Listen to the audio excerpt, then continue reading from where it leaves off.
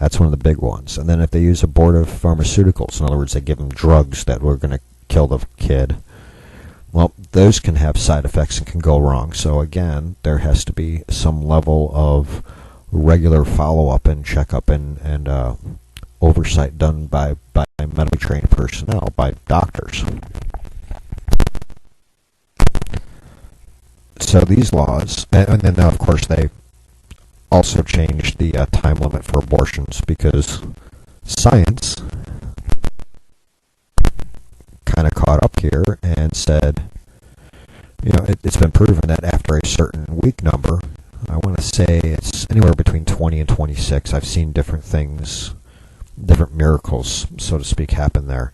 But right around 20 weeks or so, that the child is capable of living outside the womb. It needs a little bit of medical assistance to kind of get through the first few days, but it's a perfectly viable living human being after that point. And that kind of dispelled the whole until it's born argument.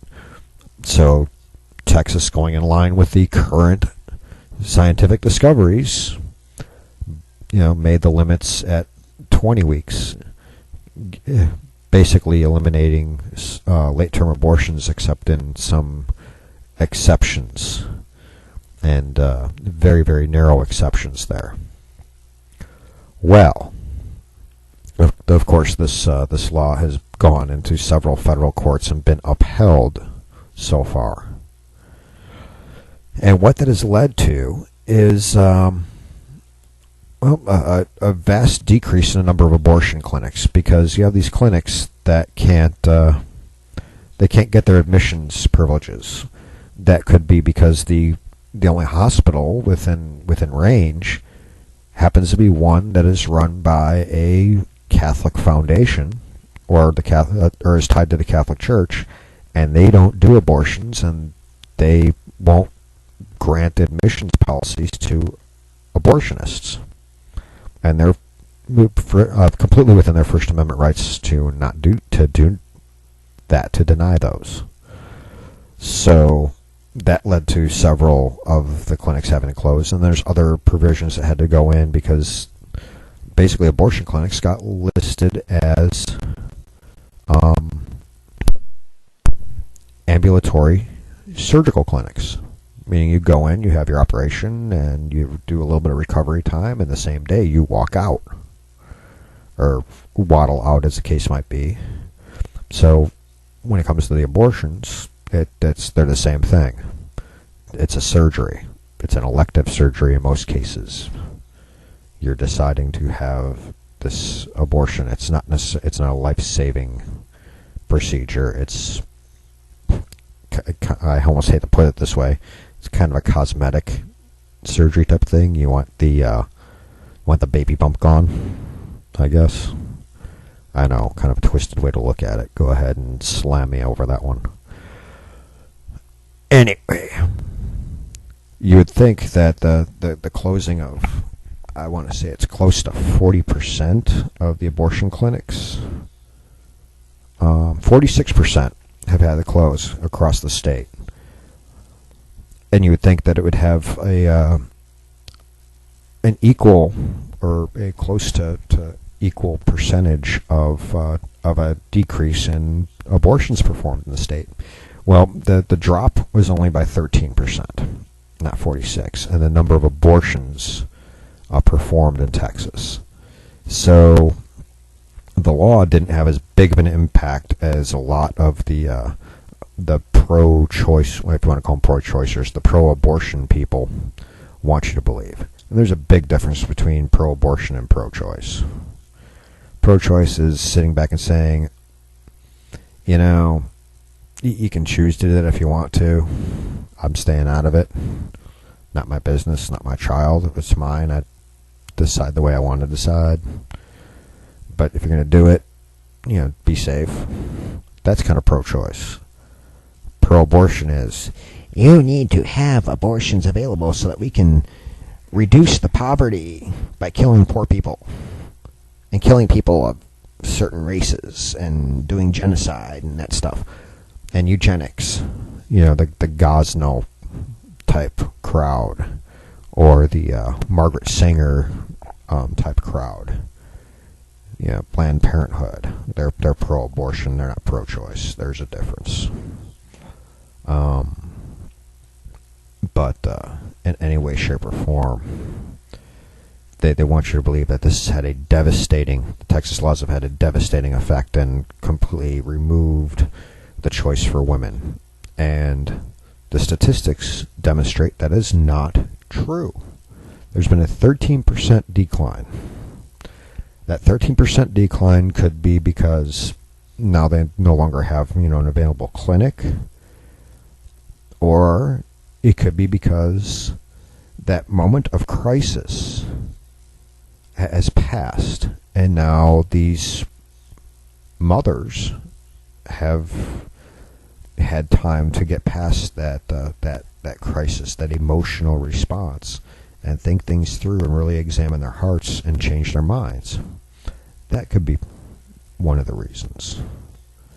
There's so many different possible reasons for the 13% decrease that may not be directly be directly attributed to just the lack of a facility. So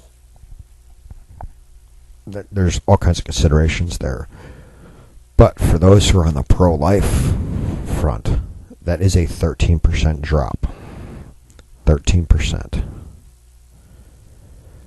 And that's kind of a good thing when you think about it. It's 13% of people who've reconsidered and given life a chance. Now, we were kind of talking about earlier today about how some of the media, particularly HBO, which really isn't media, it's entertainment. Well, it is. It's entertainment media. Their treatment of conservatives over the last couple of years, especially recently, just the last few days, with their stuff against Sarah Palin and Ted Cruz, and Ted Cruz's wonderful response. Again, go over to BuzzPo and read that.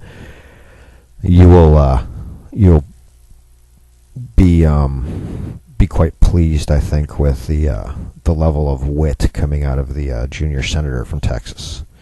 But evidently, on Obama's own side of the aisle, his own people, so to speak, a senior senator, long-standing senator from the state of, or from the Federal Socialist Republic of California, kind of takes a few jabs over at Obama regarding the border crisis, and things going on in the Ukraine and Russia and Israel and everything else, and kind of takes a few jabs at Obama. And this comes from a clip that I think it originated over with MSNBC and ended up over on YouTube and kind of bouncing around out there. But here's about 2 minutes where Senator Feinstein kind of gives Obama a little talking to. What more can President Obama do, and should he be continuing with fundraising and with political events? He's going out on another trip later this week.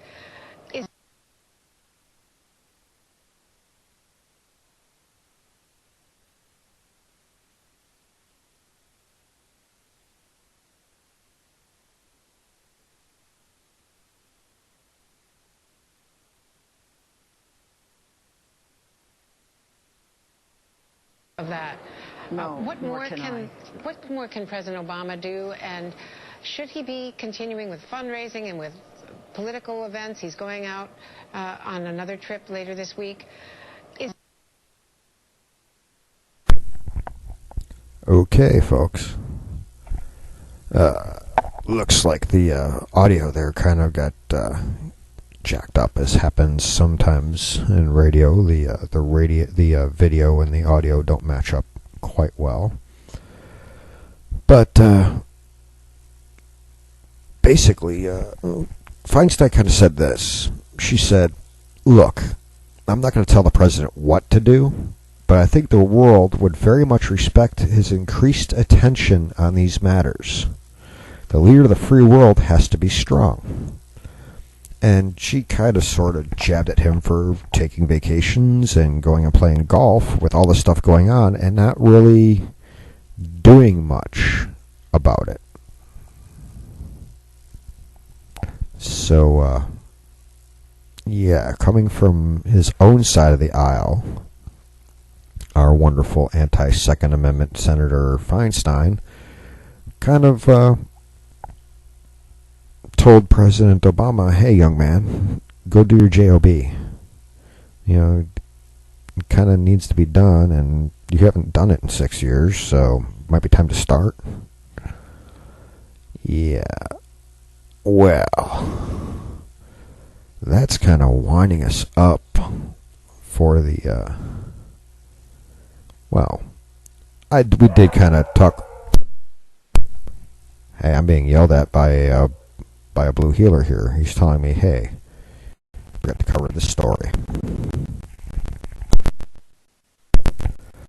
Looking over at Newsmax, we've got an article here by Drew McKenzie, and for those people who are wondering what's going on with these minor children, these illegal aliens that are coming in here, they're supposed to be having their hearings to determine whether they stay or whether they get shipped back, and now it looks like a good percentage, a majority of them are probably going to be sent back.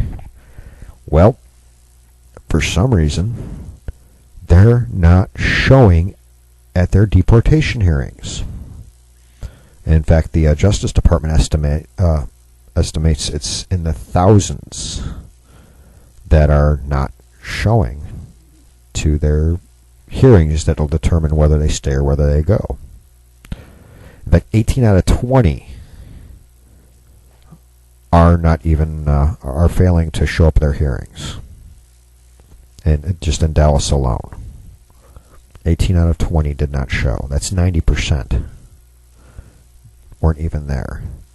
Homeland Security estimates that 100,000 juveniles have entered the U.S. illegally without a parent over the last 2 years, and that would mean approximately 46,000 of them were or will be no-shows at their hearings. That's scary, that they should be showing up for their deportation hearings and then should be determined whether they stay or whether they go. Meanwhile, they're not even showing. Where are they? What's happening to them? If they're not at these hearings where they can be, where it can be determined, what is going to happen to them, well, then what is happening to them? Are they being smuggled in somewhere else? Are they out loose, running the streets? Were they sent back without a hearing, which is not good either? Where are they? That's the question that needs to be asked.